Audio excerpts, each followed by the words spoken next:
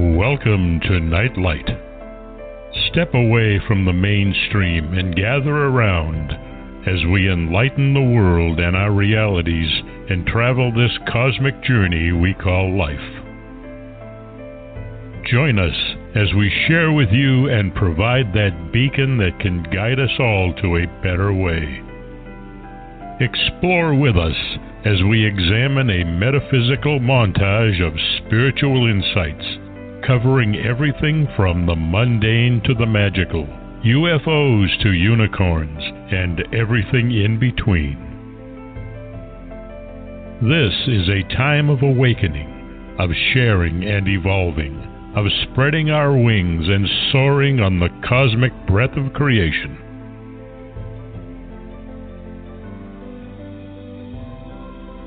Come and join with other light-minded spirits as we weave our lights together to seek understanding, enlightenment, and, with a little luck, some wisdom. This is Nightlight, a reminder that you are never alone.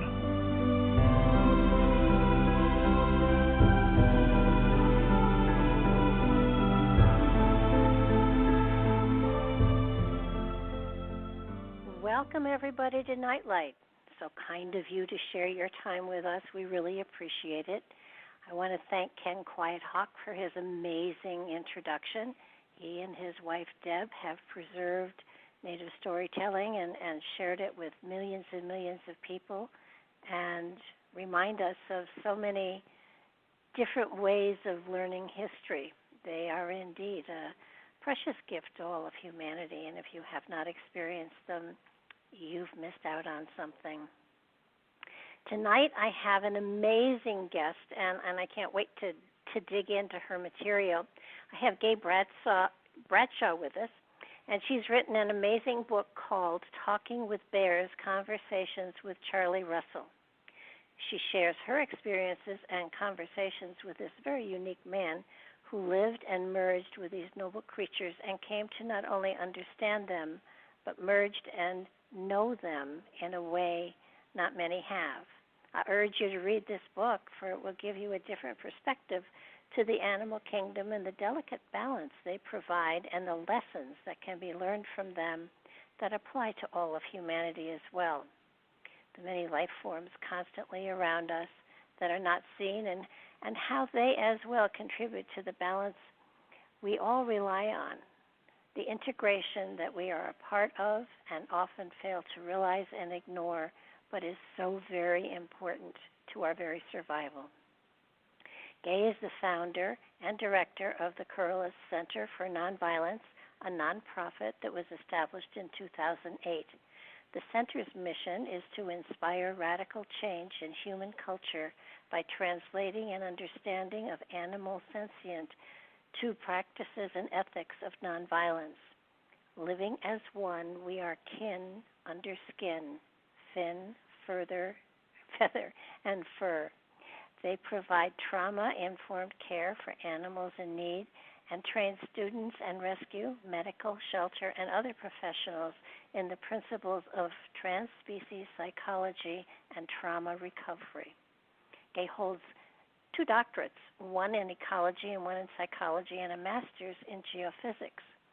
I wonder what she does with her spare time. Her website, the Kerulos Foundation's website, can be found at www. Now I'm going to spell it, KERULOS.org. It's a fascinating website, and you can see pictures of a lot of the animals that have been rescued and are being treated and are sheltered there. It's an amazing, amazing organization. So please check it out, and if you're so inclined, even donate to it, because it's an amazing way of helping animals to overcome what we have sort of put upon them, unfortunately. So, welcome to the show, Gay. Thanks so much for being here. Hi, nice to be here. I have to tell you, your conversations with Charlie Russell was one of the most fascinating books I've read in a long time. Well, that's wonderful to hear. I hope Charlie can hear it too. I'm sure he can. This was a man who, you have to say he had a calling. It just seemed that he really didn't fit or belong in society as it was evolving, and chose to become a part of strangely, a far gentler organization as far as living with the bears and being around the bears. Yes, that's true. That's a very good description. He grew up. I can't remember when he was born, but he grew up on a farm and lived with the animals. He quit school very early on, and he walked to a drum of his own. He beat the beat of a separate drum, so to speak. Now, when did you meet him? Well, we worked together for 9 years, and Charlie passed away about 1.5 years ago. So I have to say that I'm very excited that the book will be coming out before the second year of his passing. Charlie actually, I'll just fill in a little bit more for your listeners, is that Charlie was born and raised in Alberta, Canada, just over the border in the United States from Glacial National Park. And so the sort of the sister park, if you want to call it, in Canada there is Waterton. And that's right where Charlie's ancestors, his grandfather who came from England, and his grandmother on one side of the family came from Ireland. And that's where they lived, and they built their homes. And then in the next generation, which was Charlie's father and mother, the children, they ran an outfitting business. So wealthy individuals who were hunters as well as just visitors would come from largely back east, and they would go out, and in the book you can see some photos, as well as I just want to bring attention to another book, which I'll send that link, and it's about, it's edited by Beth Toe, who's a close friend of and former partner of Charlie, and it's a beautiful book which really celebrates Charlie's grandfather, Bert Riggle, who came from England, and it shows he was a photographer himself, and it's a sort of panorama over 3 generations of that area, and it shows pictures and talks about the stories of Charlie's own experience as a young boy growing up with his parents and his grandparents when they were ranchers. There wasn't really a farm. His grandmother had a did some farming as such, but it was largely outfitting where they would take people out, and there's these long photos, incredible photos of showing these long trains of horses and women visitors, in their long dresses and boots, who would be climbing rocks. It's quite inspiring. Oh, yeah. So, that's where Charlie grew up, and that's how he grew up, and those are the ethics and the ways he grew up. But he did deviate from both his grandfather and his father in the fact that he lived like them, he learned it, they were one with nature, but he really developed a very different take on the relationship with bears in particular, but nature on the whole. Well, I think most of us, and in reading your book, you come to understand far more greatly, I think, that they really are gentle animals. I mean, basically, they have they live in groups, but they don't have the horrible fights and battles that the humans do. The more I learn about all of this, the more I'm beginning to see how we have a lot we can learn from the animals. They really they coexist with one another. I mean, yes, there are times when there are battles and things like that, with important things when hormones get going. But for the most part, they have territories of their own, and they are respectful of one another, and the mother bears especially. They spend 3 years teaching their cubs how to survive in nature and be a part of it. And I think one of the most important things that you wrote about with Charlie was that he got to he wasn't understanding their behavior. He was thinking like they were, and he got to know them, really to know how to be them. I mean, he didn't walk around on all fours and stuff like that, but he understood them to a far greater degree than most people do. Today, bears who are mingling in society, like I have some that live in the woods near me, but they're so used to people that they aren't really being actually any more true to their nature. And Charlie lived with them for, he lived here in Canada and then in Russia, so that he spent a great deal of time. He probably preferred the bears to people, although he seemed to be a very sociable person when he was with groups of people where he could talk about bears. Yeah, I really think that Charlie, the way he viewed the world was that humans were the ones that are the oddballs, and they are. Even in the anthropologic record, that there are present what we call the dominating society, which is based on an understanding, or at least a perception of ourselves as separate and more privileged than the rest of nature and other animals, and is very, which I would call predatorial, and it's a colonial type, it's a colonial foundation, and that is very unusual in the human record. Most of the other humans, which even today in traditional indigenous societies, live in a much more integrated, and I would say a very much more respectful, kind of based on reciprocity, which this particular dominating culture, which is a blip, again, I want to emphasize, this is a blip in the anthropological record. So, it's these types of humans, not humans in general, but these types of humans in which we're living in the society, which have really sort of taken a dog leg away from the rest of nature. And Charlie was very much amiable and had close friends and spent a lot of time with other humans. But he also had very, very deep relationships with bears and other animals and nature in general. And he saw that entirely consistent. It was only really how, again, these particular humans, of which, I'm part of, in this society, really demands a privilege over other animals. So he really regarded the rules of nature, the rules of what he learned growing up as a boy, but extending it to include other animals and learning from animals in the sense of understanding how, when we walk out in nature, if we feel stressed out when we go on vacation, many of us go to nature, go out in the woods or go to the beach or desert to feel calm, a sense of well-being, and a sense of peace. And that is a reflection of, what he would call nature's rules, of everyone fitting in and living with respect and reciprocity.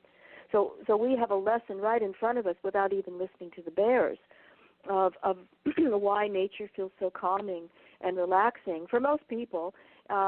Maybe someone who lives in New York City, like a friend of mine, doesn't necessarily find it because they're used to the city. But in general, nature really is a salve and an antidote to the kind of conflict and chaos that we live in. So Charlie really listened in. His course of relationships with bears was not always positive. When he was growing up, as he talks about, his grandfather and father shot bears. As soon as a grizzly would show up, it still is, sort of the modus operandi of ranchers and farmers. And you even see that today. When black bears or even grizzlies show up near a town or a puma shows up in town, they're immediately eradicated. They're immediately driven out. And this was something that Charlie grew up with in a ranching type of context. But then he learned, and one lesson in particular that's in the book, kind of a hard lesson, is that really to respect bears as we might, hopefully, we respect each other as fellow humans in that way. Well, it isn't just the bears. This book is amazing. People, among other things, first of all, it's beautifully written, but the photographs in it are just awe-inspiring. And you can see, he didn't treat them as a pet. He treated them as an equal. And it wasn't that he was bringing them up to his level or him going down to theirs. It was a shared experience because, of course, these bears didn't have to be friendly to him, but he didn't threaten them, and so they sort of adopted him into their culture, and it's you can see that there is trust and there is respect, and he often, he said that he never carried a gun. He carried bear spray just in case, but that he rarely, if ever, used it.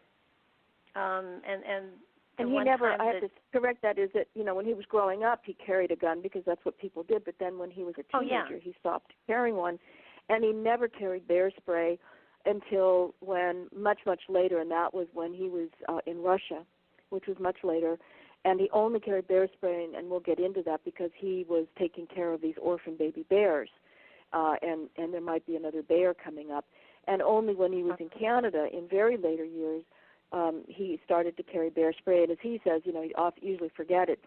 And the reason why was because bears have changed in many ways because of the relentless hunting, the relentless abuse, and using noisemakers and darting them and scaring them away and killing them. So this is my previous work, which we might touch on later, is the notion that all other animals, elephants, bears, pumas, rattlesnakes, all of them have the same brains and minds that we do, relatively speaking, and are susceptible to psychological and physical trauma. So the only reason he ever carried that was because these are traumatized bears. I mean, they are basically, all bears have either been shot at and have bullets in them, or they've seen their mother shot, or they've been hunted down in some fashion, and all of those really qualify as criteria for psychological trauma. Well, now he blended in because there was just something in him that he felt he had to do this, and it was his life's calling. Which, I mean, when you see what he was able to do and be with them, you kind of get a little jealous, and you look at your cats and your dogs and you think, wow, frankly, I do it with my cats, but and if I remember when my mother died, I could feel the pain that one of my cats had over her passing, and it was palpable. And and some of the others weren't quite as traumatized, but I don't think it was that they were picking up on my energy as much as they were picking up of a sadness of their own. And I don't think we give animals enough credit for having the capacity to understand and to have fun and to grieve when someone passes. I mean, I think we people as a whole look upon them as quote unquote animals, not capable of the intensities that they actually can feel and respond to.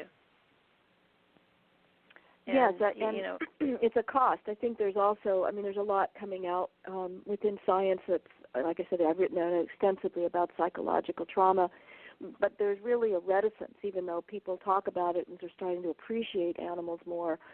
The really admitting and putting that admission and knowledge into practice is very challenging, because our whole culture, again, this dominating society, which is not all humans, it's this particular last few hundred years that is now dominating the planet, is built on the assumption that animals are to be used for humans.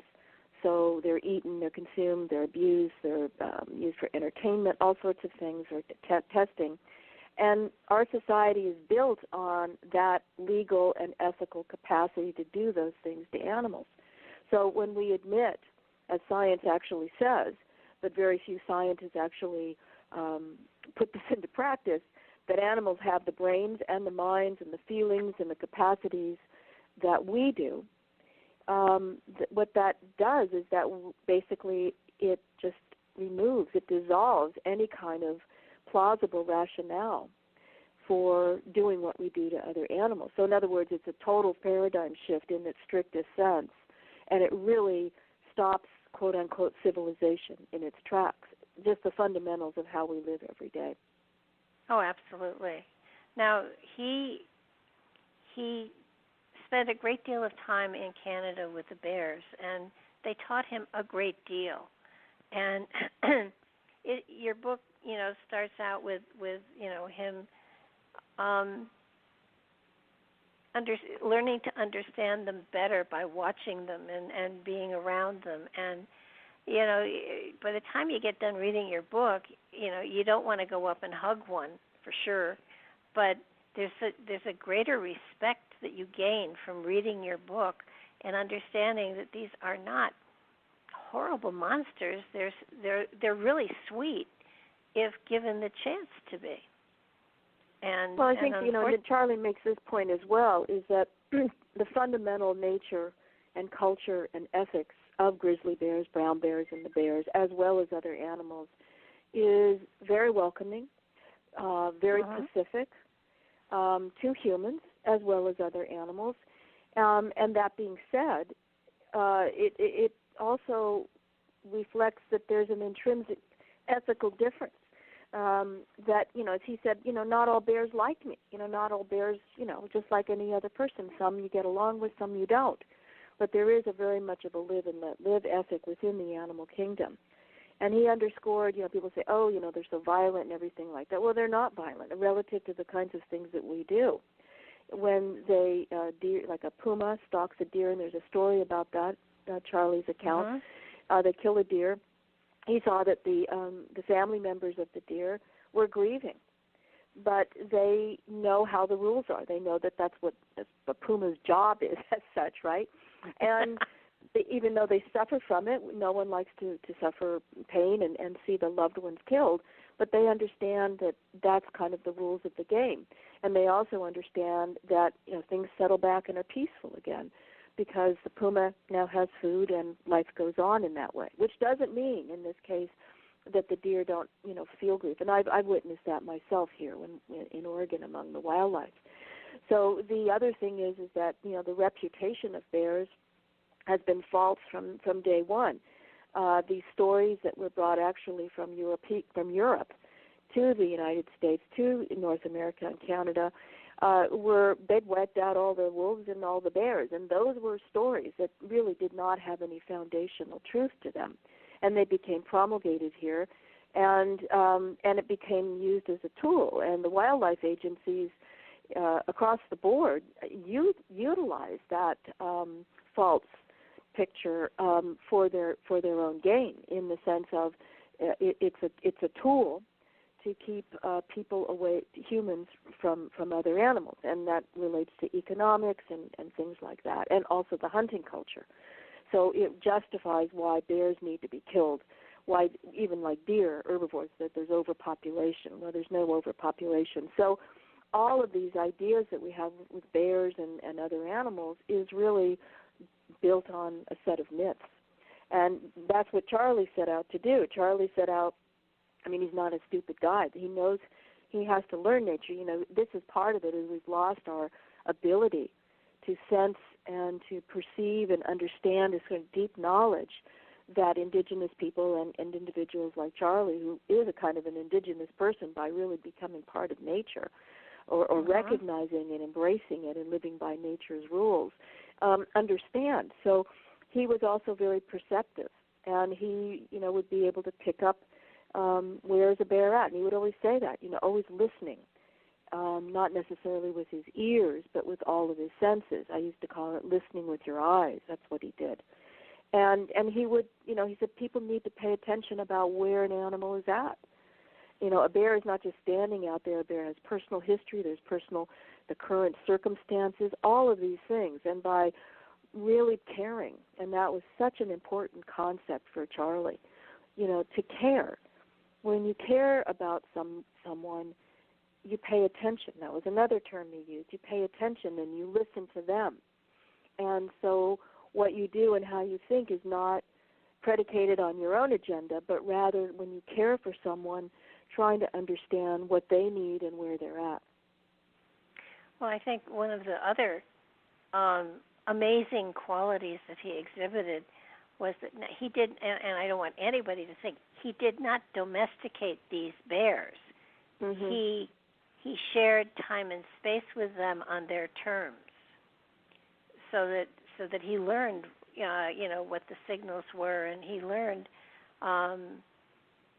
respecting them when they gave him the indication that they didn't want him to bother them anymore. So it was, you think about it and you begin to realize that in today's society that somebody was able to first of all find a population of bears that hadn't been so traumatized that they distrusted humans. Yeah. And he had to go far and wide to get that too. So the bears, like around here, raid garbage cans and stuff like that, and people make noise and drive them off, but they have to eat too, and it just when he was ranching, he found that if he left a dead cow for the bears to eat, they wouldn't attack the herd. I mean, they have to eat, but they don't need to kill more than they can eat. So. Yes. And he went to travel. He spent most of his life in Canada, and he decided to go to Russia in the 90s. And the purpose of that was he was trying to find a place. Everything he did was really it was to learn deeply about nature and animals and bears, but also he was doing this for a purpose, and that was to illustrate to people about how an alternative way of living in nature and with bears. And because in North America, within the United States, grizzly bears literally live in a tiny, tiny, tiny fraction of their habitat. They're up in Alaska, and there's obviously more in Canada. But relatively speaking, they have been, like I said earlier, relentlessly hunted and continue to be harassed, both lethally and just in terms of driving them out of their habitat. And that's just an important thing to think of. When we build a house, when we go into these areas, we are taking away the homes and the livelihoods of these animals. So he wanted to go to find a place, and Russian Kamchatka, which is the Russian Far East wilderness, seemed like a very good candidate because up until, before the Soviet Union fell, it was very, for one thing, it's very isolated. It's really a tough. I mean, the weather is very severe. The climate is severe. It's very isolated. There's not a lot of access to it. And then before the Soviet Union, it was very restricted, partly for military reasons and also historically. And so he hypothesized, well, maybe this is a place where I can go and I can show people that it's easy to live with bears in a good way and in peaceful coexistence with those bears who haven't been so traumatized. So that was his hypothesis, and he went there in the 90s. And indeed, it was that, relatively speaking, but by that time, they had been exposed, and unfortunately, to poachers, and that's still a very, very serious problem. But relatively speaking, it was much more pristine. So he spent a good 10 years there, really learning even more deeply. And again, Charlie lived all of his 70-some years with bears. I mean, there's a story in the family, which is kind of legend, that he was on, in his crib or something on the front porch, and a grizzly female came up and while he was in his crib and, kind of looked at him because he was crying. And it's, the family seems to report that, well, she looked at, thought everything was fine and left. So, but he really was outside with bears all the time. And yet, that was something, is that he learned how to tune in. And when he went to Russia, he had a very different role as well, a very different dimension. Not only are those bears brown bears, which are sort of cousins, if you want to call it, of grizzlies, there's a different, it's like a different culture and a society, but also he had a unique role being invited into the Bear Society as a mother bear. Yes, now, he took care of cubs, though, while he was here in Canada as well, didn't he? Not formally, no. That was all in Russia. Oh, okay. Because, they didn't just give him the cubs. They were orphaned cubs. That I loved the story of him, taking them on and realizing that he had to train them. He had to become a mother bear. Yes. And train them. And I just thought it was phenomenal how he studied and how he, tried to prepare them. And of course, bears in that area, they actually do hibernate. I know the bears here don't hibernate year-round. They may nap, but they don't sleep for the whole winter because I guess it's not cold enough or it's not quiet enough, or I don't know why, but they are up and around most of the winter. But I guess in Russia it does get colder and darker, and so they are able to sleep the season through. But to have the pictures of him teaching the cubs how to play and how to fish, are just precious. He was a remarkable man. And so how did it come? How did it come about that he had the two or three cubs that he was going to be a nanny to?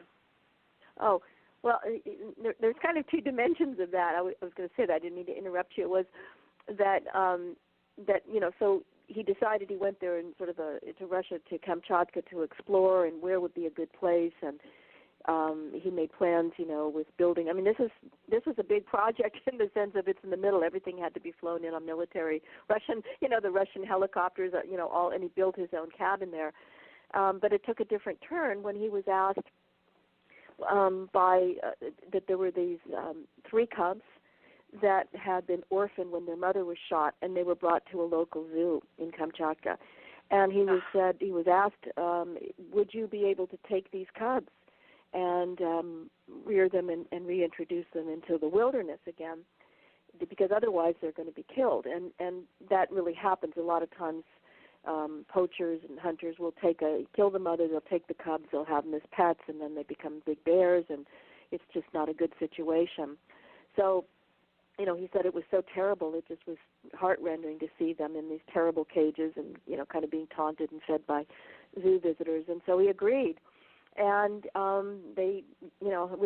he managed to get it done, and they arrived, and he really had to.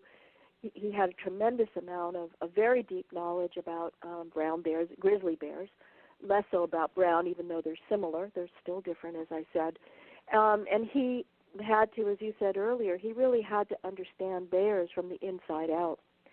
And it wasn't just, really kind of getting into the mind, into the psychology and the culture. Because, as you had mentioned earlier, most baby bears, they're born in their dens with their mothers, and they stay in there, and then they come out in the spring, and they're really under this sort of umbrella of protection from their mother. And then they're weaned, and they go out on their own when they're about 3 years old, and they spend all that time with their mother, which from a psychological and a developmental perspective is that's how their brains and minds, and they learn the ethics of brown bear culture. They really, that's how we learn. We learn from our parents, from neurosciences talks about how our brains and our minds and our emotions are tuned to this microcosm of the family in which we're born into. And that's very much the same for bears and other animals. So Charlie had to recreate that, not just teaching them. And in fact, he said, at first he said, I really had this kind of hero image of myself that I was going to teach them and everything. But he said they actually really knew innately so much.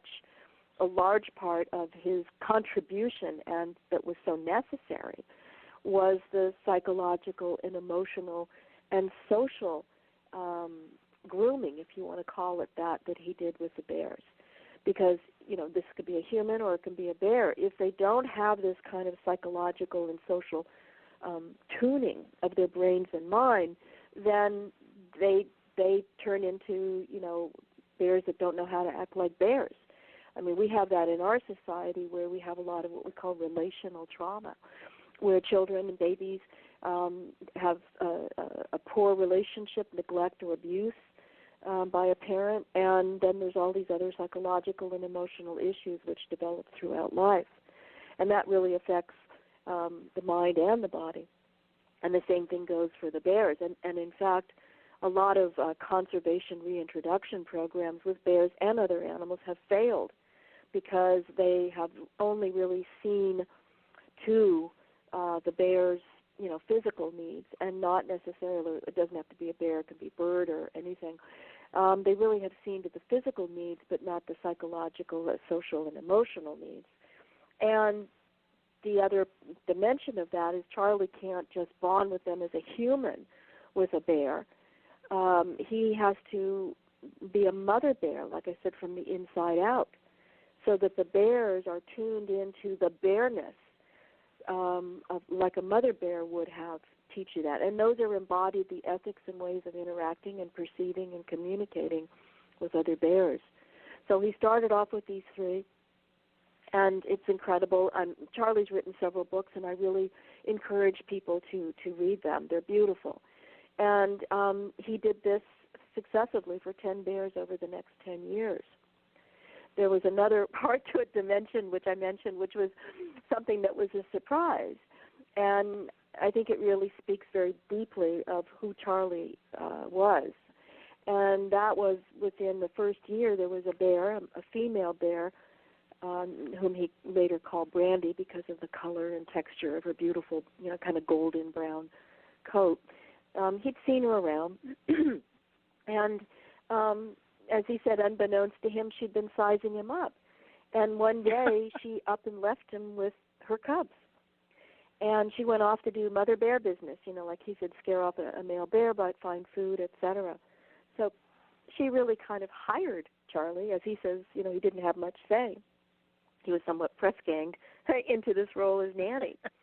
And that's extraordinary in the sense of, and I go into that in the book. I mean, the fact, for one, any mother, it's a big deal to leave your child in the care of someone else other than yourself. And he was a human. And all of the humans that the bears had encountered there pretty much were, carrying guns and killing them. So they picked up on Charlie. So that's really important, two things. One, who Charlie was, that he had cultivated he didn't carry all of the stuff that we carry, which are barriers and that are very hostile and off-putting to animals.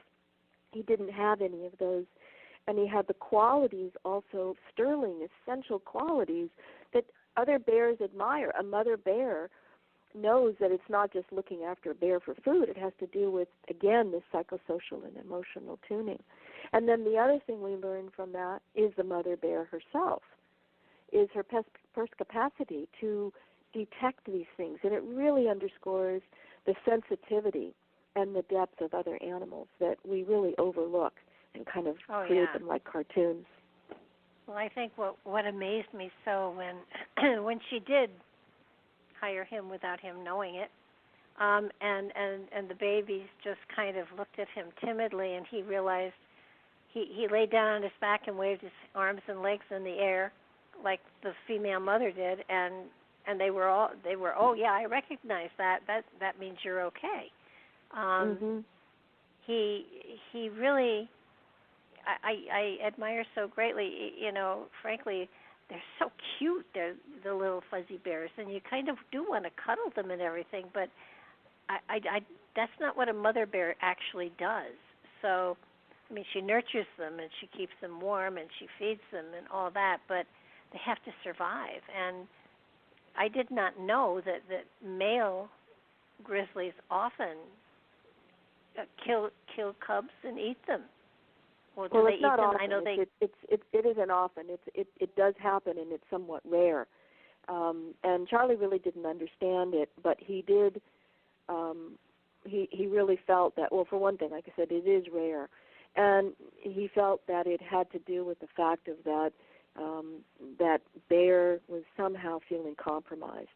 In Russia and also in Canada or other places where the grizzlies and brown bears, is that the conditions are very, very harsh, and they have a short window, a very, very small window from when they emerge from hibernation, and they're very, they're very usually skinny. They haven't eaten for 6 months, and they are, they only have a few months to get fat again and to be able to withstand the following hibernation.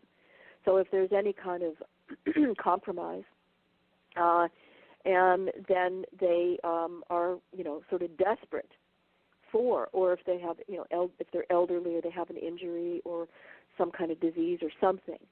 And that's pretty consistent, in terms of what Charlie observed. So it's rare.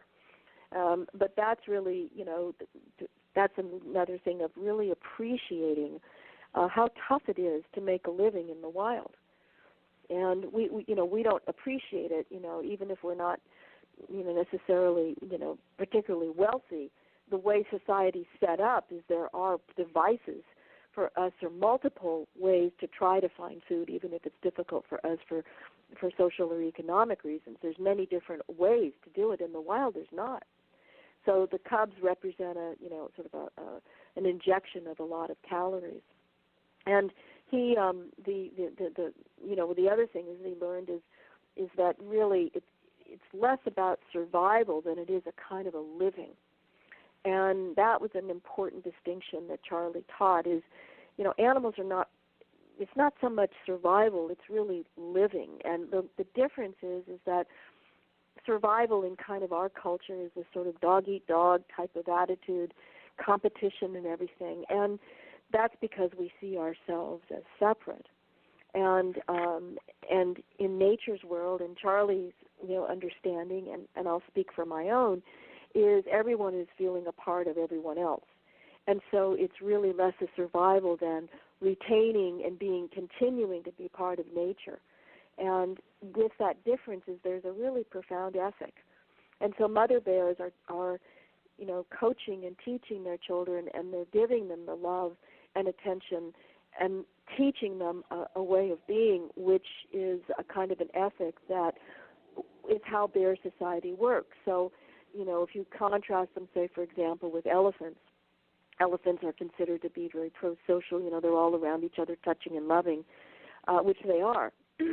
But, I would argue, and so did Charlie, that the grizzly bears and brown bears are just as loving. They just have a very different way. For whatever reason, they've evolved differently.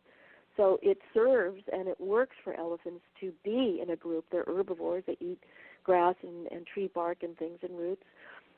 It serves them to go around in a group, whereas a grizzly bear, it doesn't serve them because they have to catch fish and they eat pine nuts. They're sort of doing things on their own, and working in a group is not necessarily commensurate with the way they've evolved.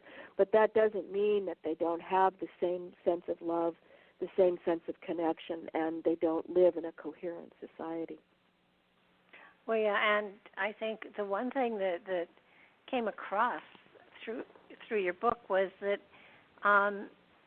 there is a sort of, I guess I call it telepathy, and we are energetic. We do radiate a field around us, and I do believe that animals have a greater sensitivity to what's going on inside of us and whether they want to be connected to that or not.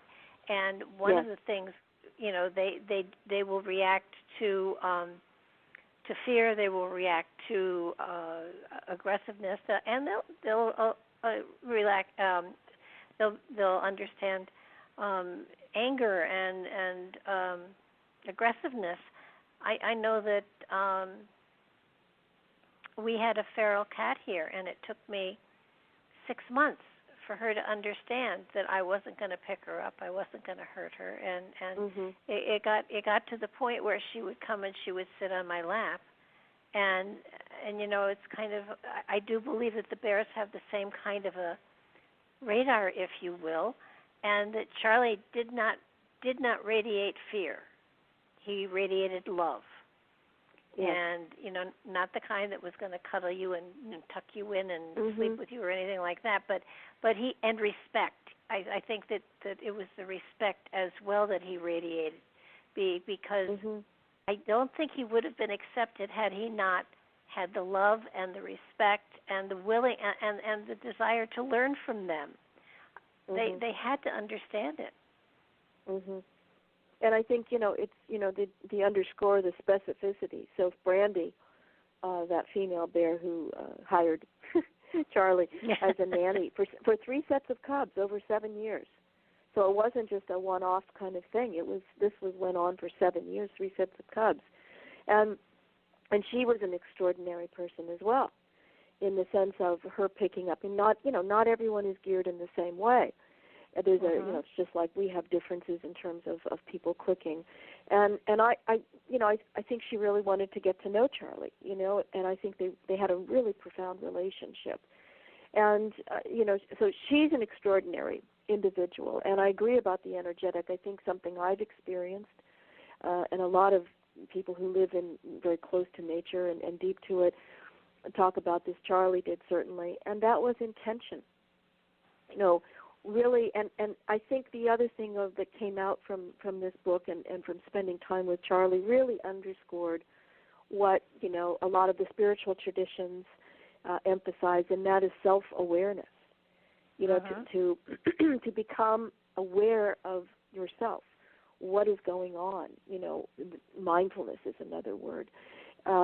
What is going on because of an intention. So, we can catch ourselves like you were describing your cat, where, you may have had this kind of, intention, but maybe there was something that needed to be worked through. And also the cat probably had terrible experiences with humans before. And so it took her or him a while to sort of become a cat again, without having to have this fear response in that way.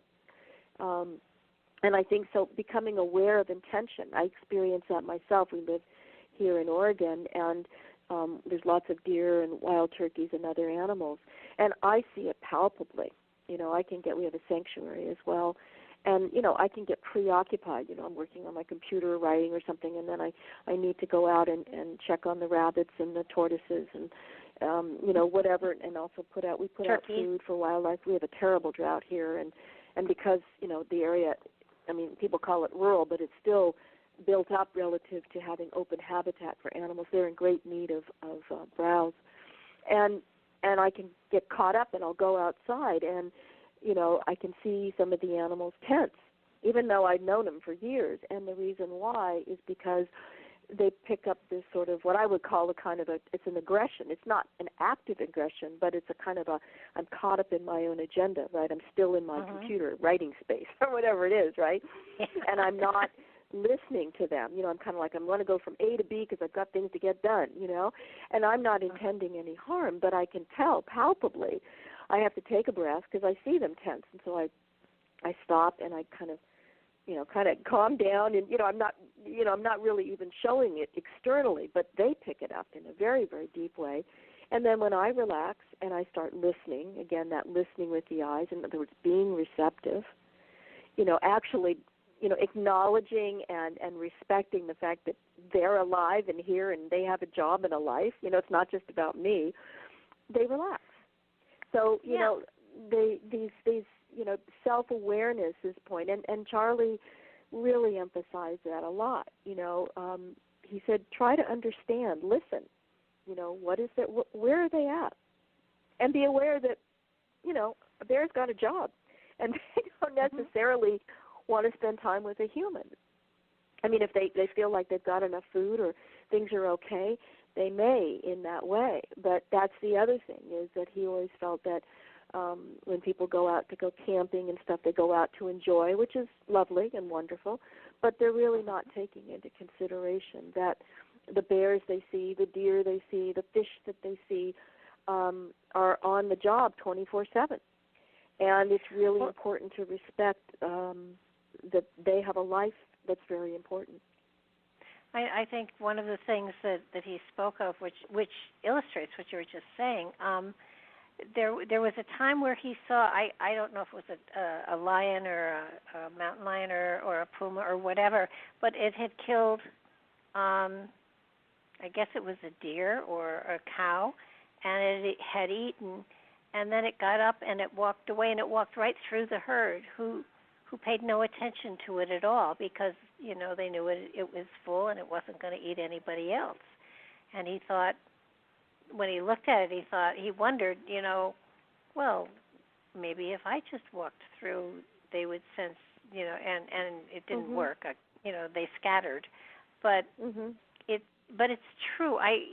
We radiate a field of emotion of all kinds, and these animals who live in the wild especially are able to pick up on that and either decide to take themselves away from it or be comfortable with it. I know often I will sit on my deck and I used to feed the birds a lot until a bear decided to make their luncheonette, and then I had to stop. But there were chipmunks, and I would go out there and sit and watch the birds, and it was very often, just being one with the birds and everything, that I would find that there were chipmunks, sitting on my shoes eating, a sunflower seed or something, and not at all frightened. And it was so cool, and yet, you kind of want to reach down and pet him, and that's not appropriate. But it was sort of, you knew you were in the right place when an animal that was not used to humans was not afraid of being next to you. And what he must have radiated with those animals was phenomenal. And I guess he would do it with people too. I think one of the interesting things, there was another researcher who was researching bears as well, but he was terrified of the bears. And that's the one that passed over, unfortunately, because I don't know what he must have done to the bear, because I don't think a bear would sneak up on anybody and attack them. So there must have been some antagonism there somehow, because he was. I think you're talking. There was a couple. The Charlie. There were incidents of individuals that he knew that were relatively seasoned with bears, and there were 3 in particular. And he, when they were killed, he really researched in detail what was going on. What happened, what were the circumstances, to really understand why this came about, because in his experience he felt like, and in his own experience it never happened, that all of these incidents could be avoided.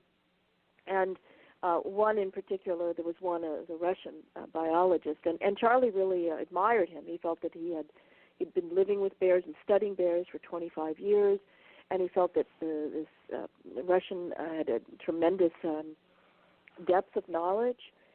And he was that person that you were talking about, that he realized the man was very, very frightened of bears, despite spending so much time, but he was very frightened of bears. And he ended up being killed by a brown bear. And basically he loved to photograph bears, and he basically kept pursuing, this was in winter, before he left from the field to go home. And it was a male brown bear, and he would follow the bear and take photos, and the bear would run away, and then the bear would do what they call bluff charges, which are basically, kind of mock types of, saying get off. And as Charlie pointed out, that there's a lot of subtle things other than a bluff charge that bears will do to let you know that they don't feel like hanging out with you. They don't want you around.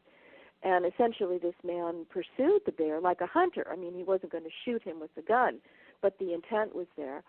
And finally, it culminated where he actually, went into what they call the day bed, where a bear through these very dense trees and bushes to where a bear might sleep during the day, and the bear attacked him and killed him. And then the bear ran off for 2 kilometers, so he didn't eat him. It wasn't because he was hungry. And he was obviously feeling, very upset and scared, because a lot of times bears are killed in revenge. In that particular case, the authorities who investigated it, and Charlie talked with them, is that they didn't, because they felt that there was a justified what the bear was doing. So that's it's a kind of an extreme example, but that's really what Charlie really tried to teach people, is that we go out in the woods, it's like walking, it's like, how would you feel if someone like just opened the door and starts walking in your living room?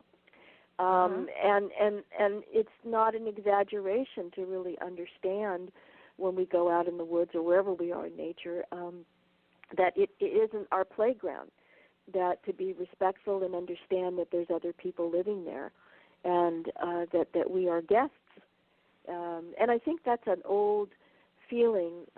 It's something that my parents even felt when they came here. It was like a little cabin, and 70 years ago, and there was a lot of they were newcomers to the area, and there was always a feeling of we're guests here, even though they bought the cabin and lived here. It was really a sense of humility, and I think that was a very important quality of Charlie's. Charlie was not egotistical. He was a very determined man. He was a very he has something says that people say, well, he's arguing. He's not arguing to win. He's trying to win. He's trying to understand, and he's not when he's like he says, when people accuse me of trying to be right, he said, well, you have to be right in the wild, when you're out in nature, because if you're not right, you're going to die. And so there was a lot of misunderstanding in terms of, Charlie really embodied a human form in modern days of nature, which, I think really overlaps and is very resonant with many traditional indigenous cultures and people, traditional in the way that they live, just like the animals. I mean, how lucky for you to have spent time with him, because, someone like him has so much to teach, and it's you learn not in a classroom situation, but by observing and paying attention. And what better way to learn, to be honest? I know. Well, the purpose I know that. of our No, go ahead. Oh, well, I was going to say, just I didn't mean to interrupt, but that Charlie and I, our purpose of our collaboration was to further his message about bears, and mine was I had just finished.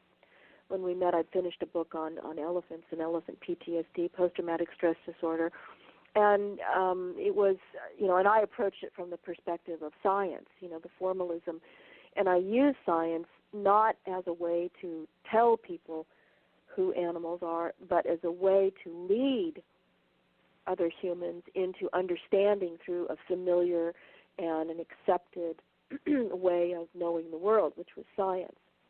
And we collaborated for that reason, is that Charlie had written books and he lectured copiously, and people really admired him, but he was very frustrated and very sad about the brutality with which bears were treated, despite his evidence of showing how to live with bears and how bears really were, which was resonant with indigenous peoples before Europeans came, in this case North America, is that, obviously there's differences, and we can't make too much of a generalization, but generally speaking, when Europeans came to North America and elsewhere in the world, there was lots of animals, lots of birds, lots of happy forests, and da-da-da-da-da, and there were humans that were living there, the indigenous.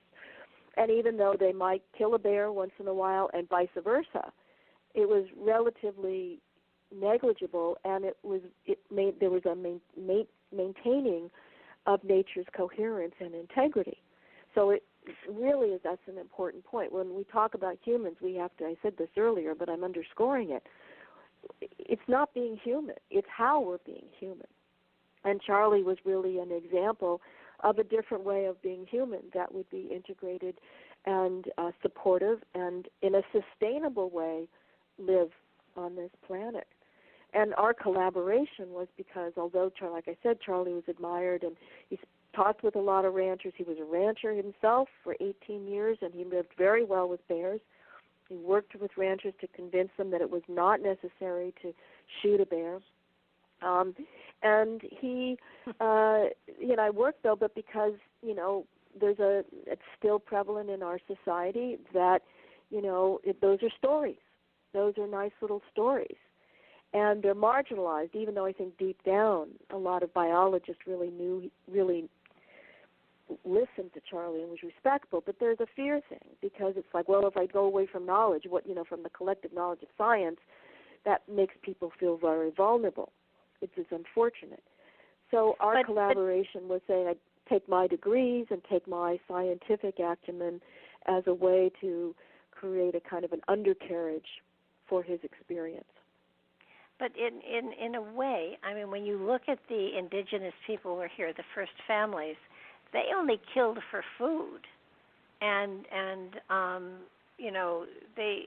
usually they asked permission, and then they thanked the animal that they had killed, and they used their skin. They used all parts of it, so that they were respectful of what they were doing and how they were doing it. And I often thought that if you went back far enough in history, you easily could come to a time where people were more comfortable with the animals, and there was a greater trust between them. I think that with science and all of that, we have gotten away from the ability to understand and to communicate on some level and be respectful of other forms of life. And it's a sad comment on society when we see something we don't understand and immediately we're fearful of it, and we attack it or we try to drive it away. And that's just not the way nature, and by nature I mean all of life, that's not the way life is supposed to be. There is a balance here, and we haven't respected it. And by not respecting that balance between animals and the flora and the fauna and humans, I mean, we can survive as one, but for some reason there's an ego trip going on here where we have to dominate, and that won't work. So sooner or later, and that's what we're finding out. Finally that it's become absolutely obvious and inescapable, and that we can't live apart. And that we aren't any different than nature. We're only making ourselves and wanting ourselves to be different from nature. So that is really the challenge that we're having. And Charlie is an incredible resource because he embodied a way of living that and an ethic and a philosophy and very practical approach to living with nature in such a way that we are, that to me is the definition of sustainable.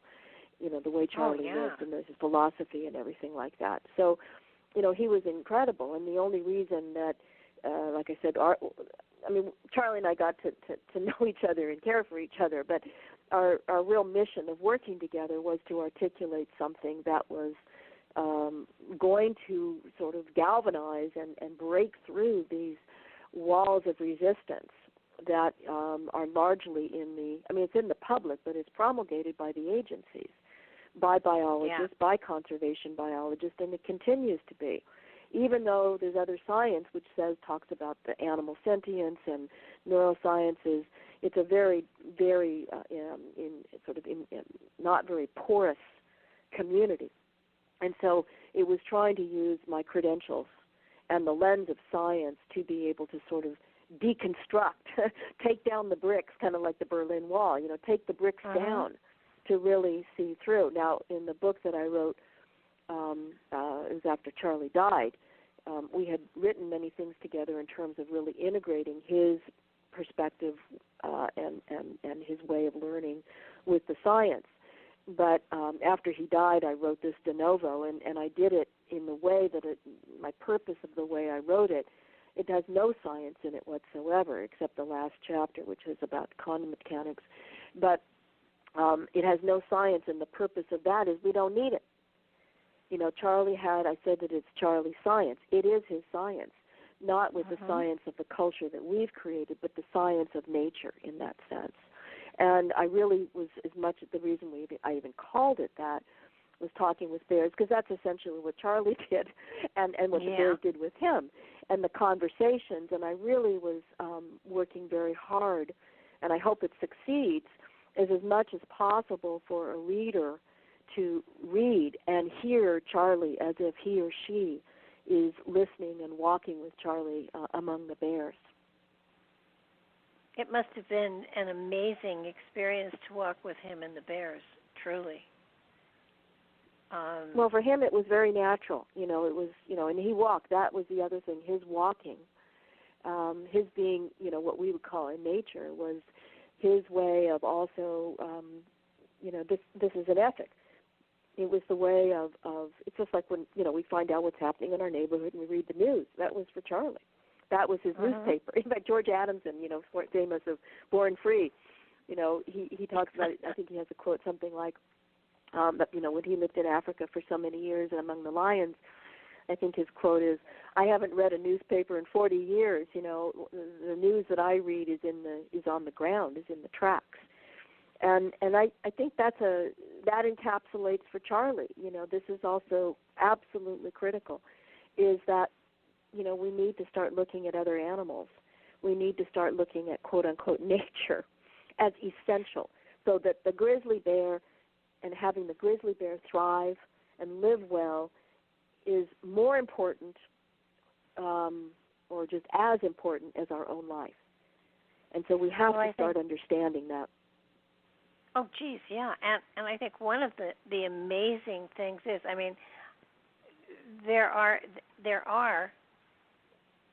a limited number of individuals out there. Charlie was one, you're another. Jane Goodall. There have been people who have blended in, become comfortable with, and been able to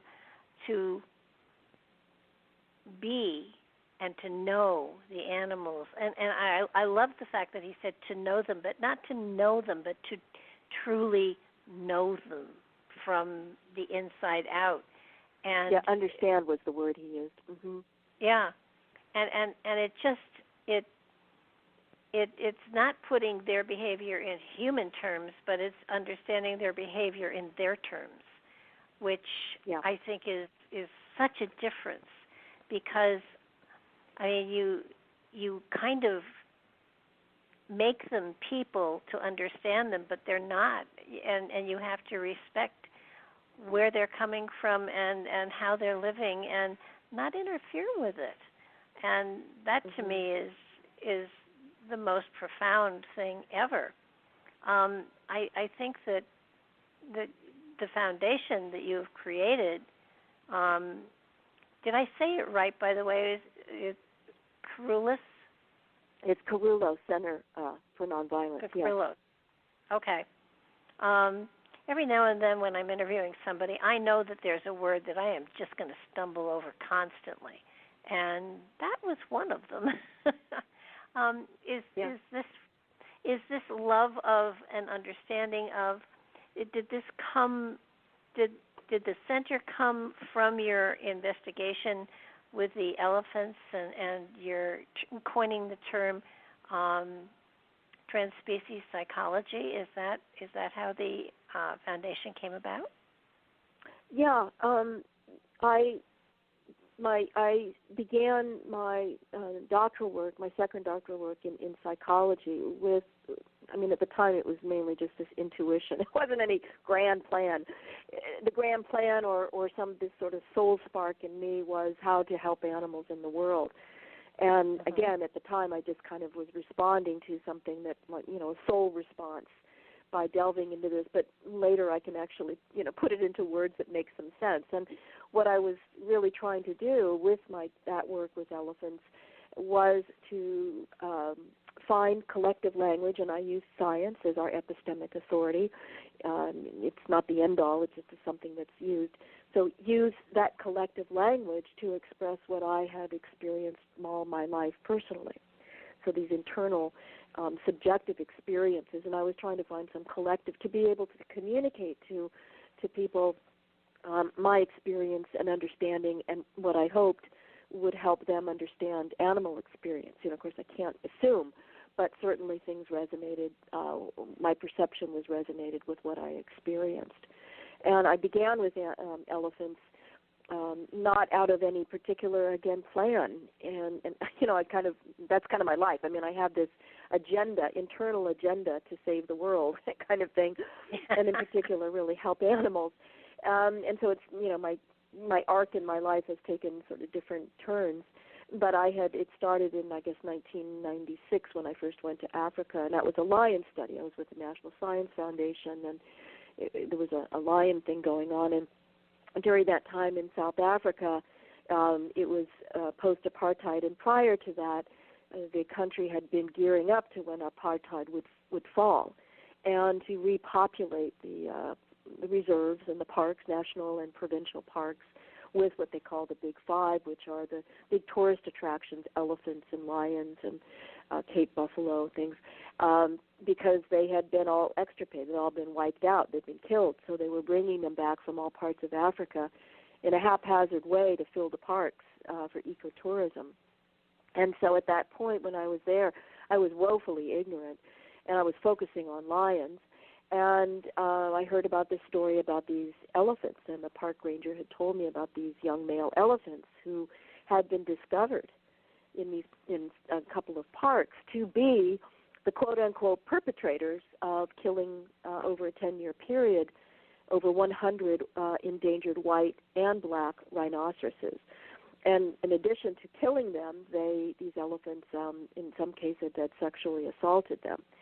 So at the time, I'm embarrassed to admit it, I just kind of went, it didn't really hit me.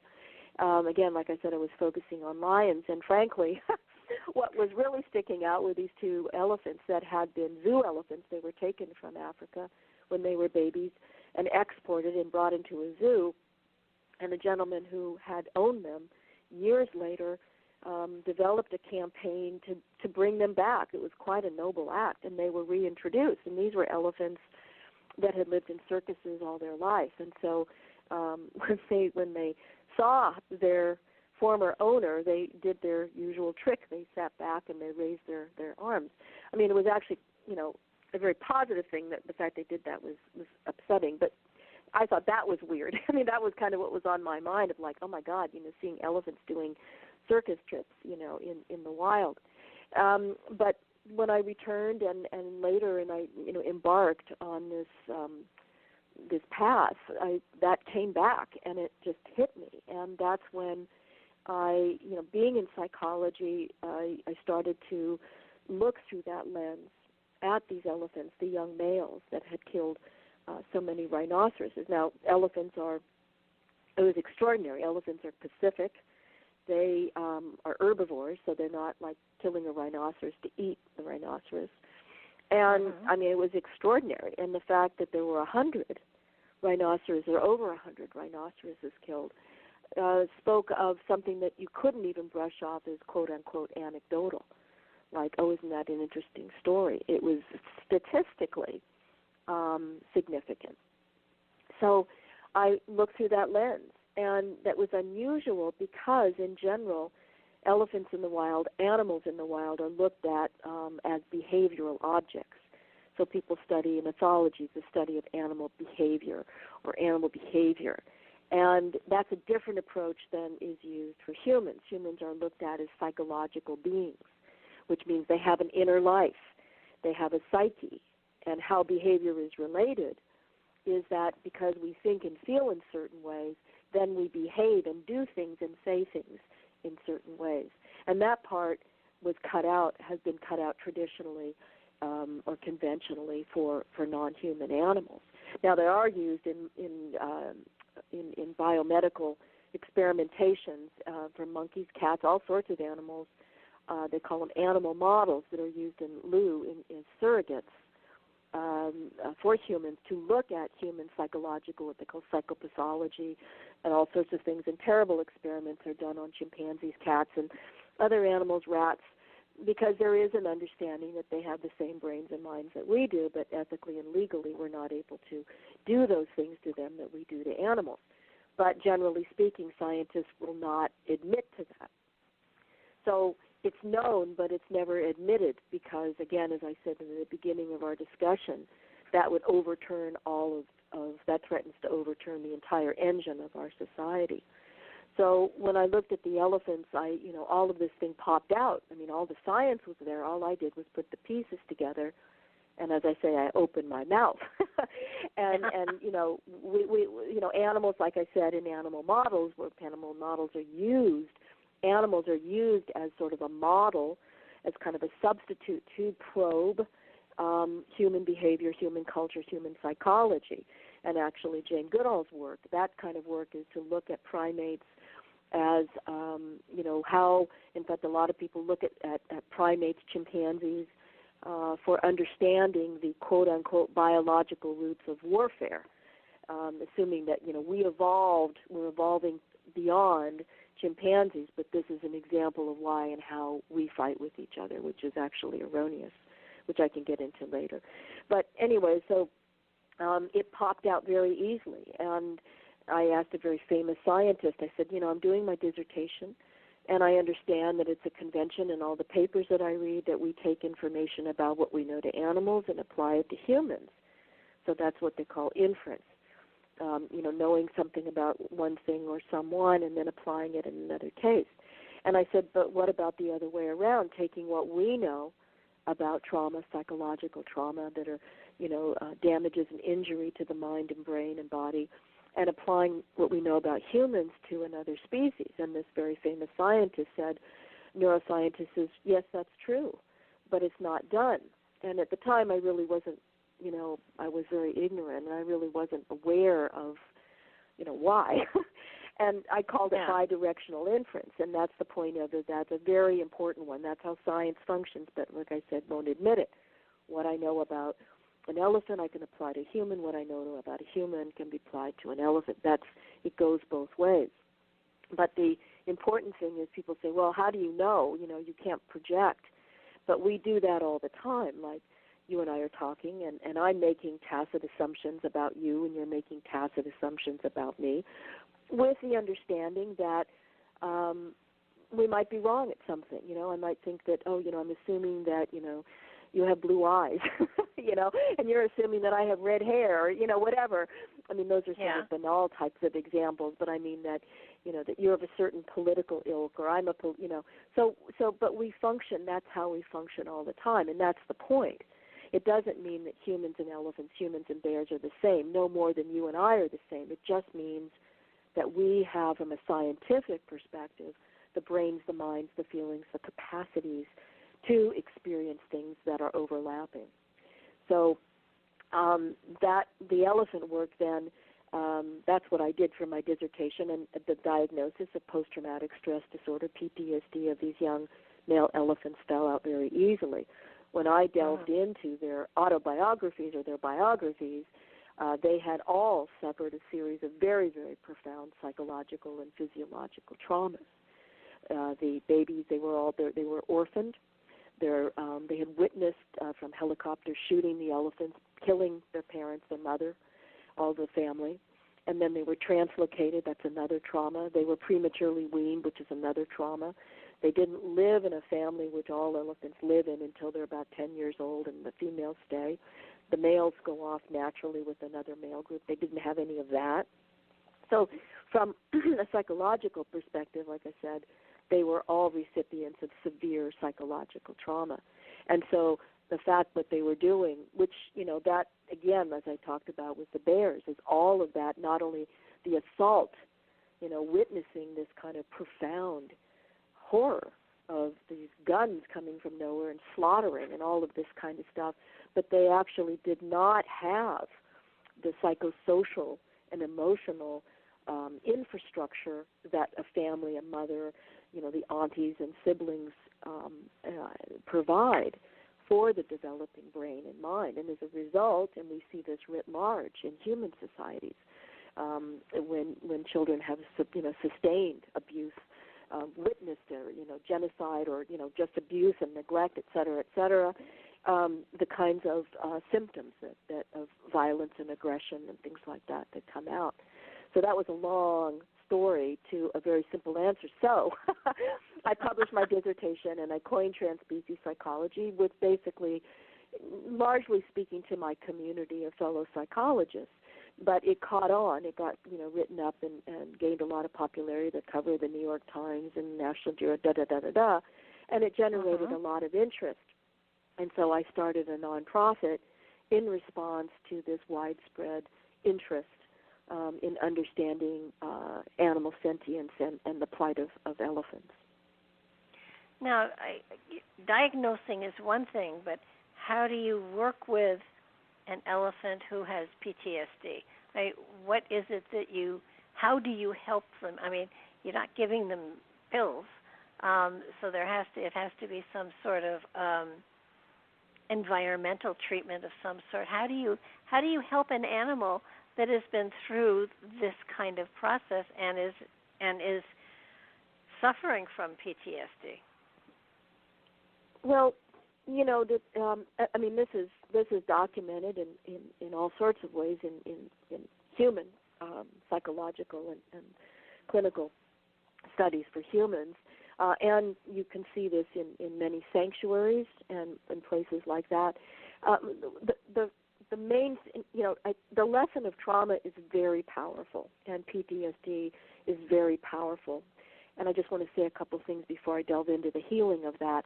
And that's because it's a relational concept. It's different in all of the psychology.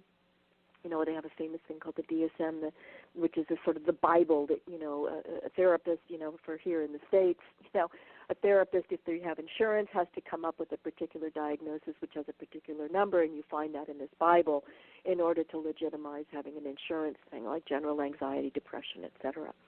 So it was PTSD was the only diagnosis that was not considered to be intrapsychically generated. In other words, that it's all in my head, that it was something causal, something on the outside had an effect and caused my mental condition. And so it's relational. So for the elephants, this is just to the healing, just real quick, is that just knowing what those elephants experienced and how and why, and that it deviated from their quote-unquote natural, right there, you're almost all the way there for a diagnosis of PTSD or psychological trauma. PTSD has very specific kind of criteria. The most important thing, and this is what places like Daphne Sheldrick, who's now passed unfortunately, but her daughter Angela, call her the Sheldrick Wildlife Trust in Kenya, and she has taken in baby elephants, hundreds, who've had suffered severe trauma like I'm discussing about. They're under terrible, terrible elephants and other animals around the world, as we're aware. And the first thing, there are some, physical types of stuff, but the first thing is you take them away from the stress. So, for example, an elephant like Billy at the LA Zoo, who's there, he's been severely traumatized in a similar way. He's from Asia. Is you take them from, you take them out of the environment, psychosocial and physical environment where there is stress and threat. So really the first step is safety. And in the zoo, they're constantly, and we have to understand, again, looking from the animal's perspective, one is elephants never live alone. So, you can't just throw them in with a bunch of elephants in sanctuary, but the point is to be in a thriving, welcoming, loving, caring, non-threatening environment. And right there is the first step to healing. And then also bonding, being in a healthful, physical, what we would call biophysical environment. And again, from the animal perspective, we have to understand that that's relational healing as well, because all animals, like Charlie, is a relational being in nature. So the smell and the touch of the grass and the food and being able to move and relate is another step toward healing. It is coming back into the arms of nature, of Mother Nature in that way. And then there's various kinds of things. A lot of elephants have most of them all have severe physical as well as psychological issues. And we see this in parrots. We see this in all sorts of animals. And some cases they don't, quote unquote, heal psychologically. So, that the trauma being relational is one thing that's really important about that concept, and the other is the fact is that, which is very contrary to our dominating society view of the world. You can't take a pill and be fine. You cannot reverse trauma. That doesn't mean that a person can't, regain traction in life and become revitalized. But we can never, you can't get rid of your experiences. And we can all relate to that, even if one hasn't experienced something as severe as genocide or something that is so severe as a child or abuse, sexual assault, or anything like that. We have experiences, and they even could be really positive experiences. And almost to a one, I think people will say, that changed me. Could be in little ways, could be in big ways. So the point being is our experiences change us, some for good, some for not good. And that's a very important concept when you come to understanding animal healing. Oh, absolutely. I was fascinated by the fact that you had done so much with elephants and then of course bears, and your sanctuary started out with a completely different animal. Well, that kind of reflects me. As like I said, I have a kind of a soul spark agenda, as people who've known me all my life know. But I basically, the work I do is kind of like I say, is how I cook.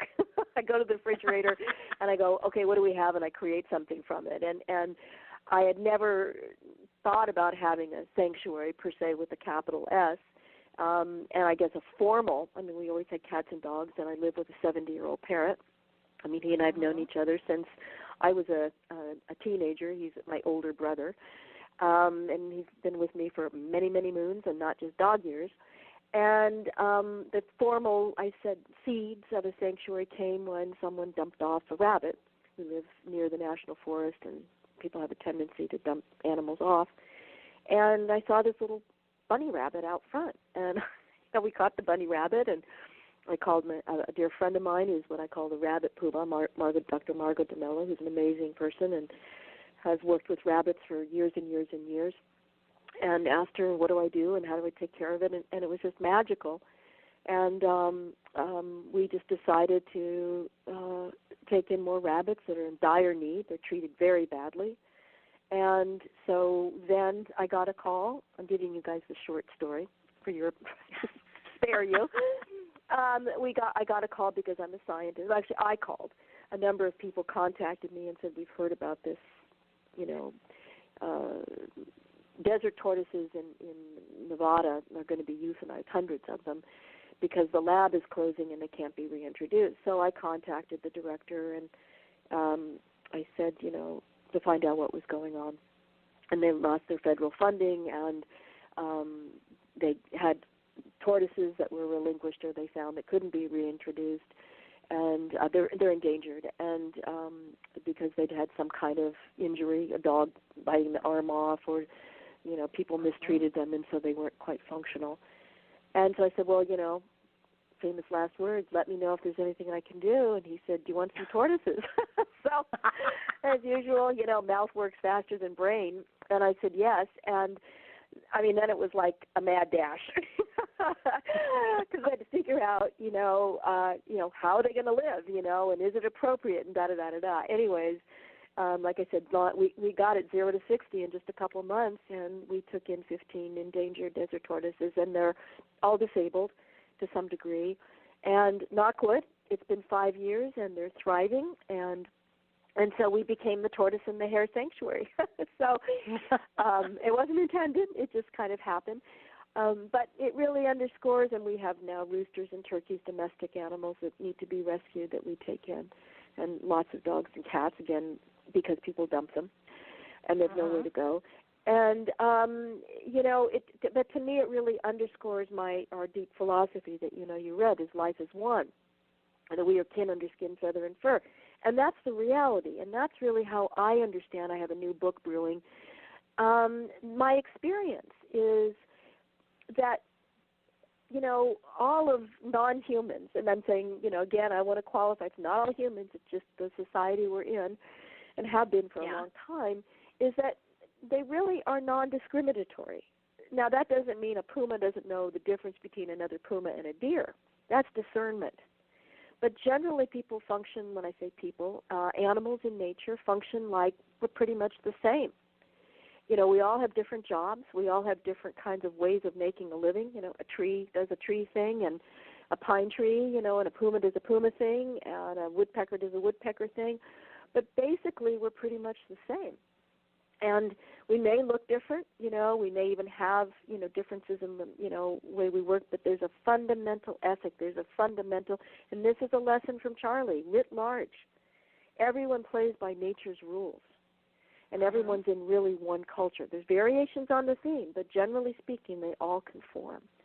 So to me, and I really feel strongly about this, and this is what our organization is trying to really communicate, is, you know, for example, elephants are valorized. I mean, there are people who like go crazy, which is wonderful. They're amazing people, and they're absolutely in dire need. Horrible treatment, terrible. And that is not to negate in any kind of way or undermine their need and their plight and their incredible beauty and their incredible depth of intelligence and hearts.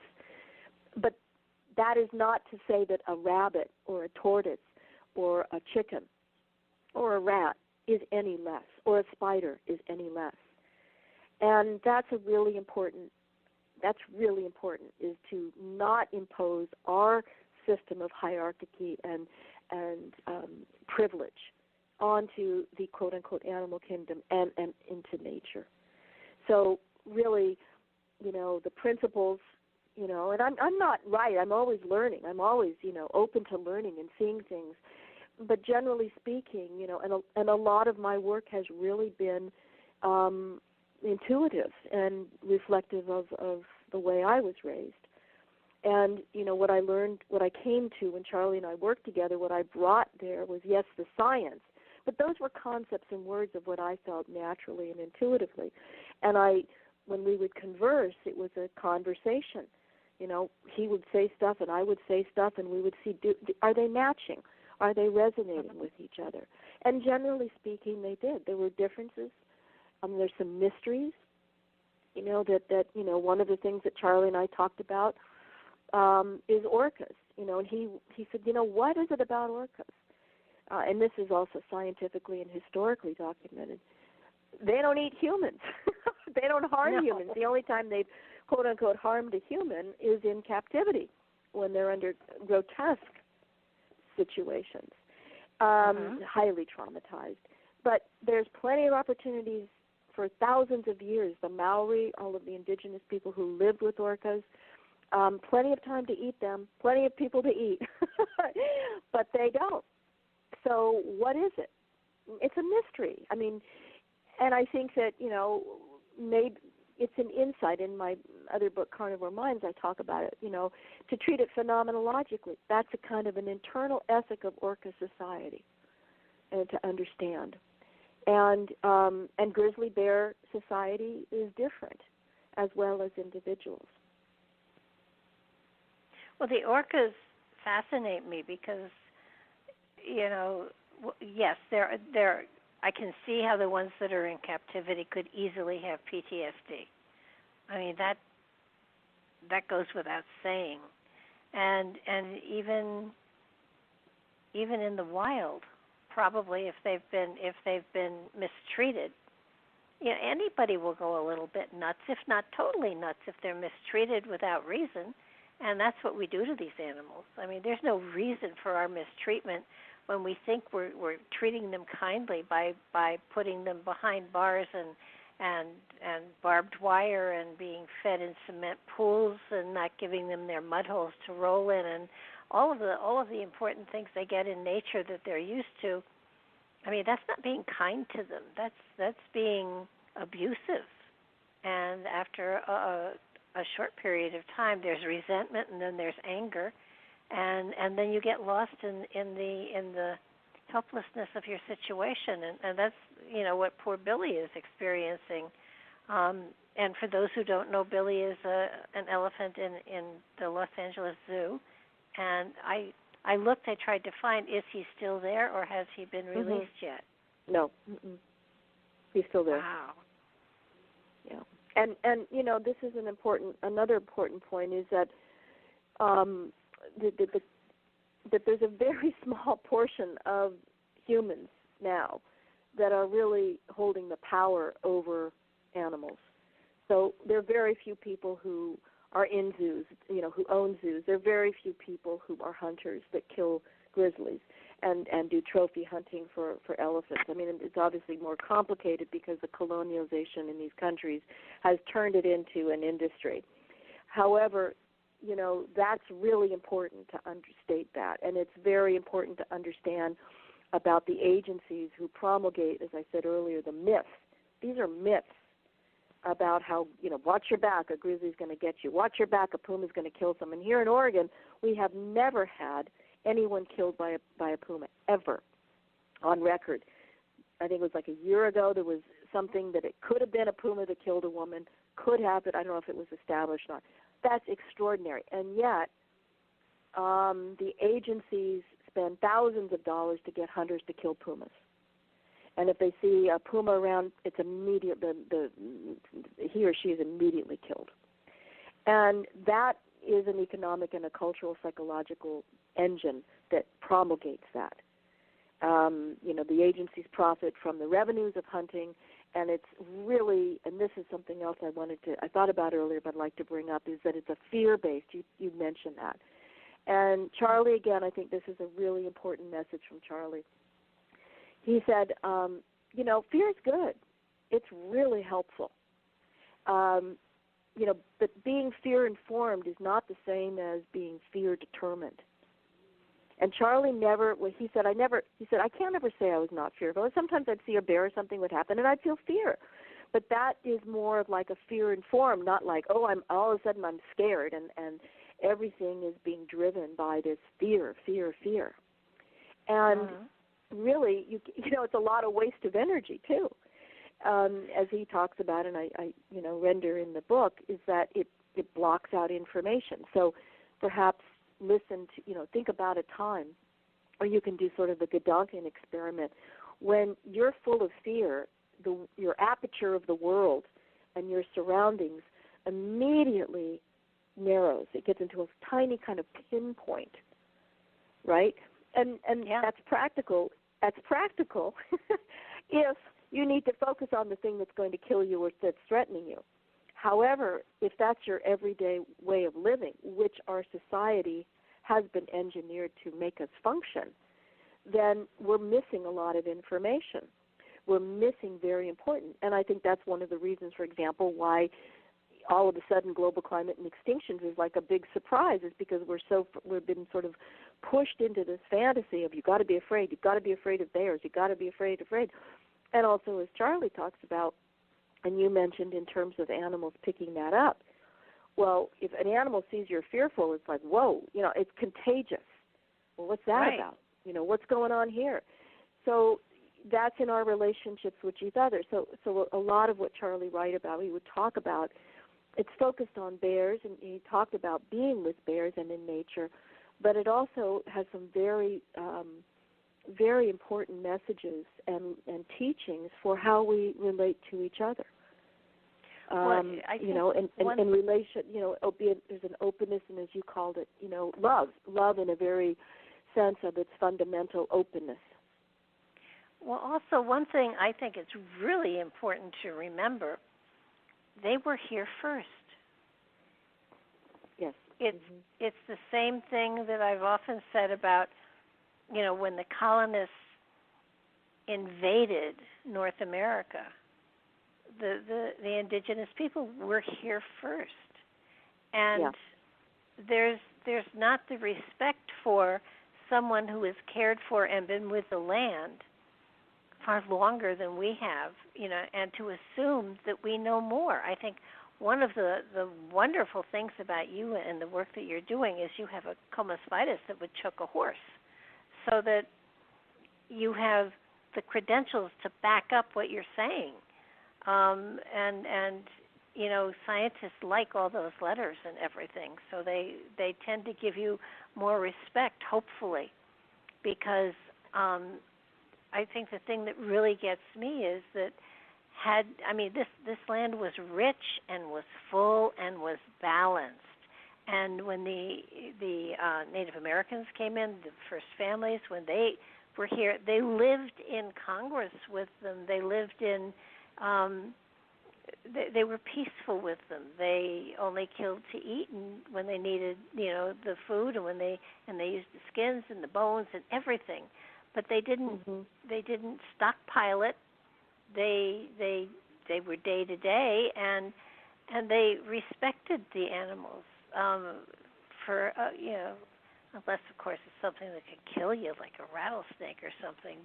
But even then, they stayed out of the way. They paid attention to where they were walking and how they were walking. And we have evolved to a time of technology where all of that kind of respect is no longer. I mean, if it's in everybody, but it certainly is not, one of those things that we see people exhibiting very often at all.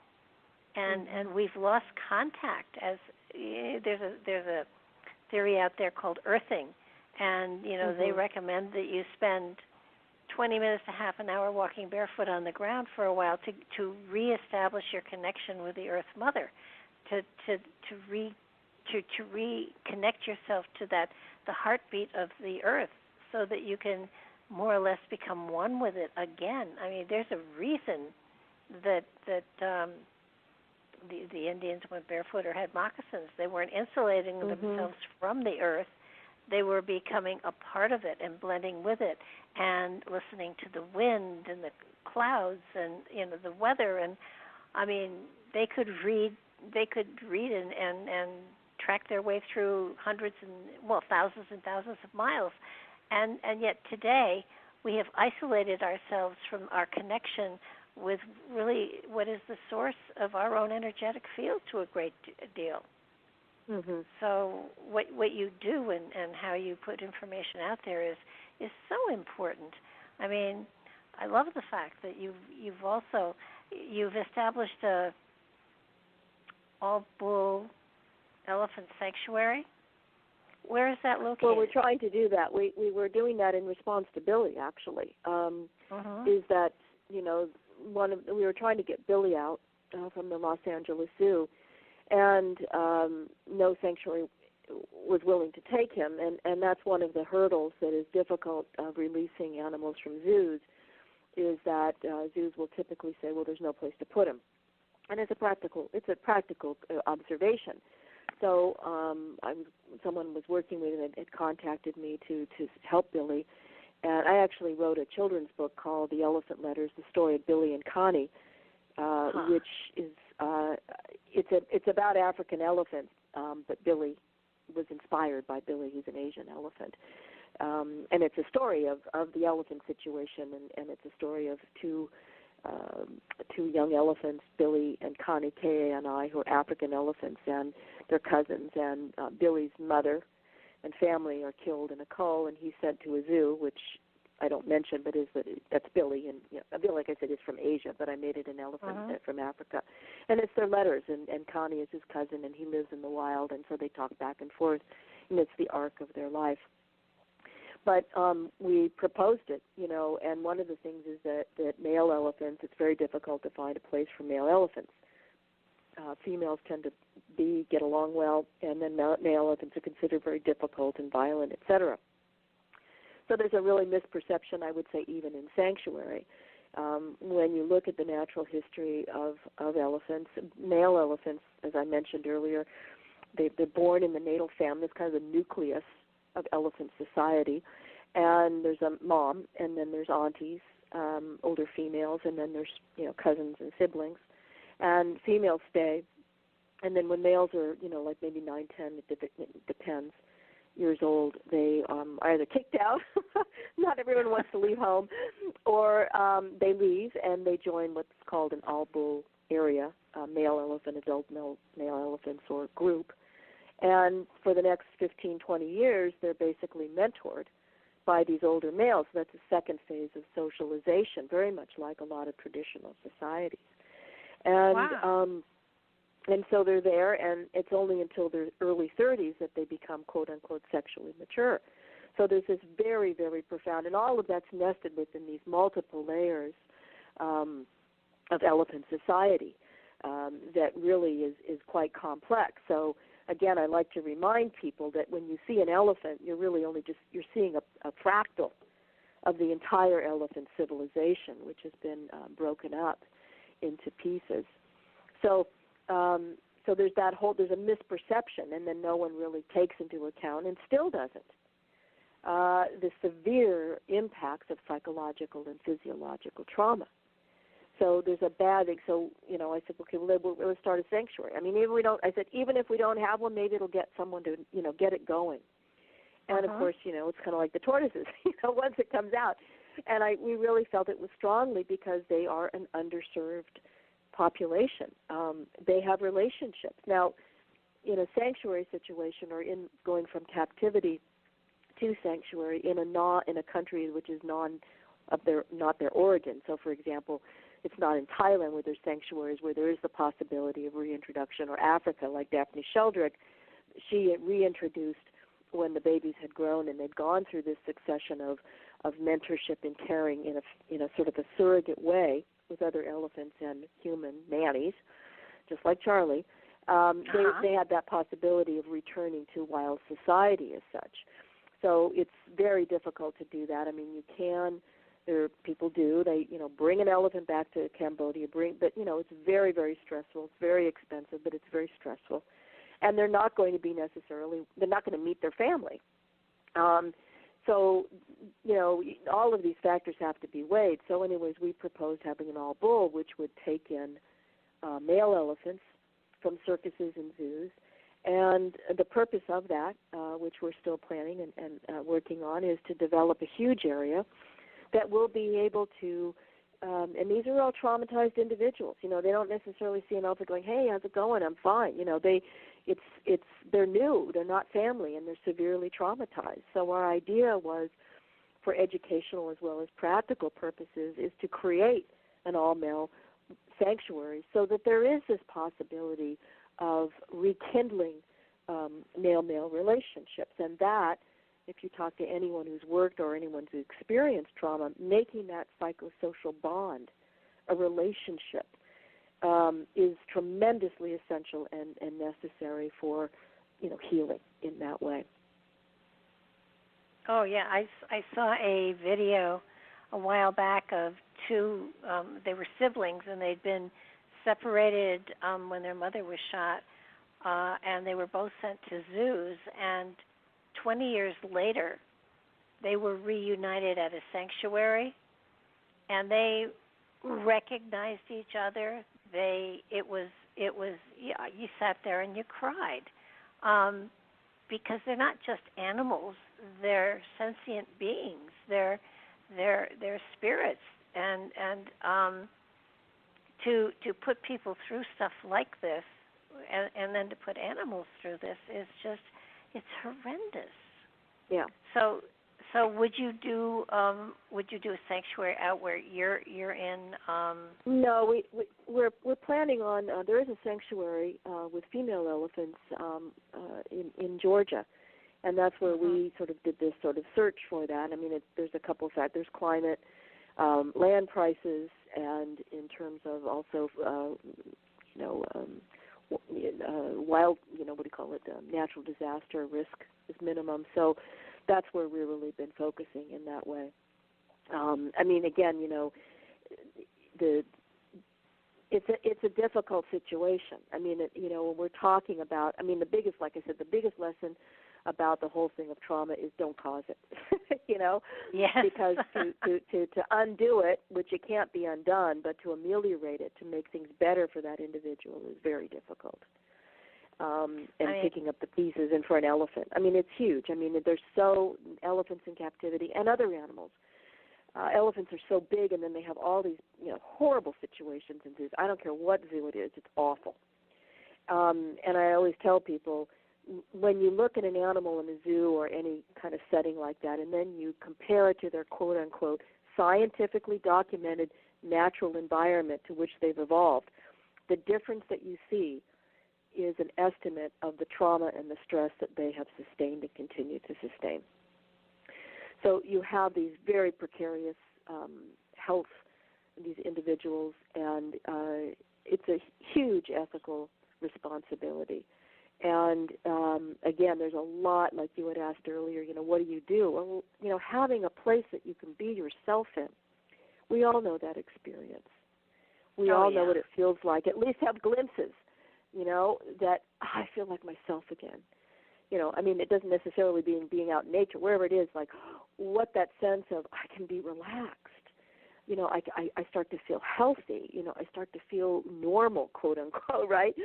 That's really what it does for an elephant when you bring them into one of these beautiful places where they can actually be an elephant again, even though it's not the way that they have been or could have been.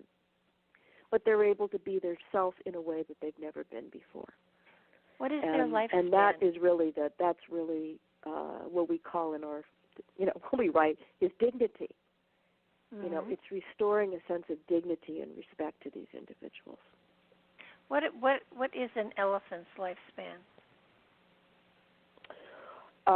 Well, in the wild, I guess it's sort of, these are all estimates that people have had, but 60, 70, they can reach up to 70. In zoos, it's half that in other situations. And the kind of physical deformities, the physical and psychological, when elephants go to sanctuary, it's a mess.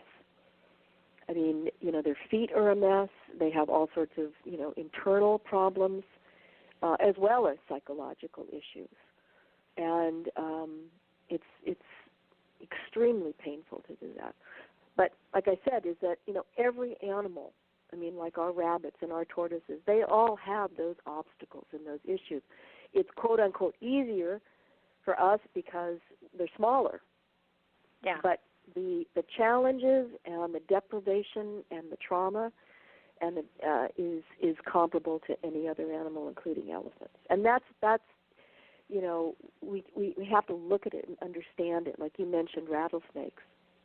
They have that same capacity as an elephant.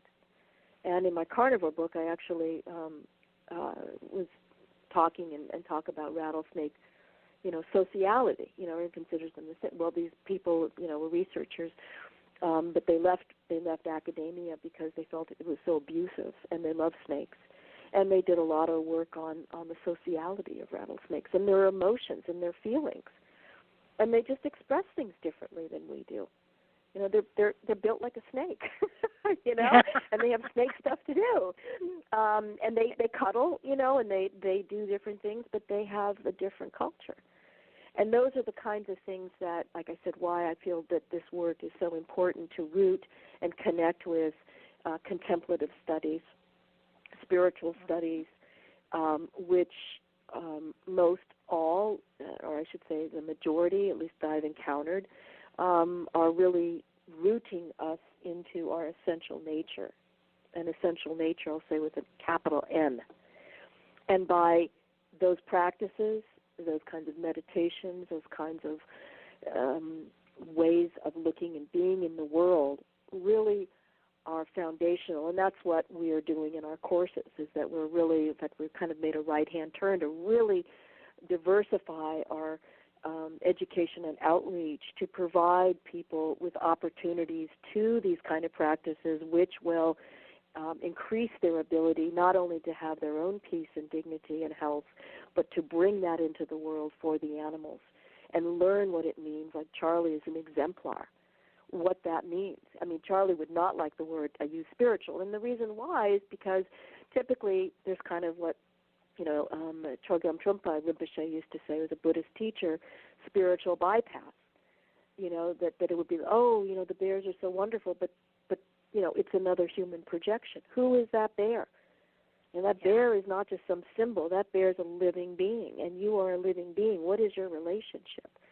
But the fundamentals of Charlie's teaching and way of being in the world are very much reflective of what we see in profound spiritual traditions and contemplative studies.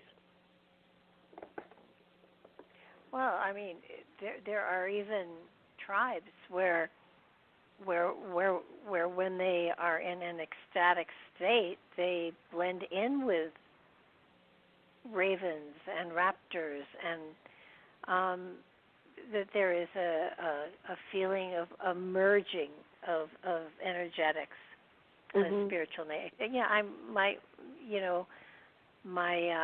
ballywick is the metaphysical and the spiritual, and I mean, I am to the point where I'm horrified now at the thought of any kind of zoo, and yet, what do you do with all the animals that are there, because they're also damaged now, and and given the opportunity to go free or stay in the zoo, none of them would choose to stay in the zoo, but most of them couldn't at this point in time survive within their indigenous setting, their home. Well, that's why we have to have, not to use another tagline, but make all places sanctuary. I mean, we have to learn as humans, who are unfortunately in kind of a position now of privilege and power, but to use that in service to bring dignity, like our rabbits and our tortoises. They really can't live on their own. But that's why we do what we do for the chickens and the turkeys who are genetically engineered and have horrible physiological issues. And I think it's worthwhile. It's certainly something that's not sustainable. In other words, this kind of genetic engineering has to stop. The same kind of specialized breeding of cats and dogs and you name it, cows and all that stuff, that exploitation, using animals for our own ends has to stop.